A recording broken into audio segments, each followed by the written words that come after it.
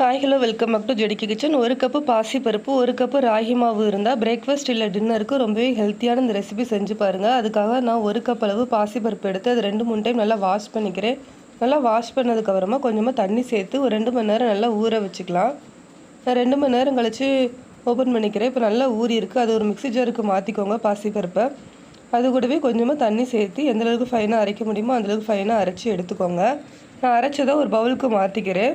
நான் மிச்சம் இருக்கிற பாசிப்பருப்பையும் அந்த மிக்ஸி ஜாரில் சேர்த்து அது கூடவே ஒரு கப் அளவு ராகி மாவையும் உள்ளே சேர்த்துக்கிட்டு நல்லா தேவையான அளவு தண்ணி சேர்த்துக்கோங்க. சின்ன துண்டு இஞ்சி அந்த மாதிரி கட் பண்ணி உள்ளே சேர்த்துக்கோங்க. காரத்துக்கு ஒரு பச்சை மிளகாய் சேர்த்துருக்கேன்.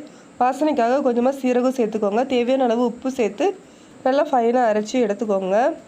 நம்ம அரைச்சதை நம்ம ஒரு பவுலில் ஊற்றிக்கலாம். நல்லா மிக்ஸ் பண்ணி விட்டுக்கோங்க. பாசிப்பருப்பு ராகி எல்லாம் நல்லா மிக்ஸ் ஆகட்டும். இது புளிக்க வைக்கணும்லாம் அவசியம் இல்லை. உடனே தோசை ஊற்றிக்கலாம். ஒரு தோசை கல்லில் கொஞ்சமாக தண்ணி ஊற்றிட்டு நல்லா இந்த மாதிரி மாவு ஒரு 1.5 கரண்டி மாவு எடுத்து ஊற்றிக்கிறேன். இந்த மாதிரி நல்லா விரித்து விடுங்க. ஹெல்த்தியாக சாப்பிடணும்னு நினைக்கிறவங்க இந்த மாதிரி செஞ்சு பாருங்கள். தேவைப்பட்டால் நெய் இல்லை எண்ணெய் எதுனாலும் சேர்த்துக்கலாம். நான் கொஞ்சமாக எண்ணெய் மேலே ஊற்றிக்கிறேன். ஒரு பக்கம் வெந்ததுக்கு அப்புறமா திருப்பி போட்டு இன்னொரு பக்கமே நல்லா வேக வச்சு எடுத்துக்கோங்க. நம்ம 2 பக்கமே நல்லா வெந்ததுக்கு அப்புறமா நம்ம பிளேட்டுக்கு மாற்றிக்கலாம்.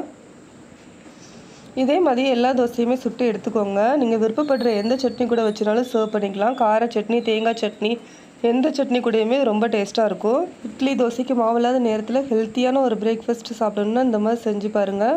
இதே மாதிரி எல்லா தோசையுமே சுட்டு எடுத்துக்கோங்க. இட்லி தோசைக்கு மாவில்லாத நேரத்தில் ரொம்ப ஹெல்த்தியான இந்த ரெசிபி செஞ்சு பாருங்கள். நான் இன்றைக்கி கொண்டக்கடலை குழம்பு கூட சர்வ் பண்ணியிருக்கேன். தேங்க்யூ. சப்ஸ்கிரைப் பண்ணிக்கோங்க.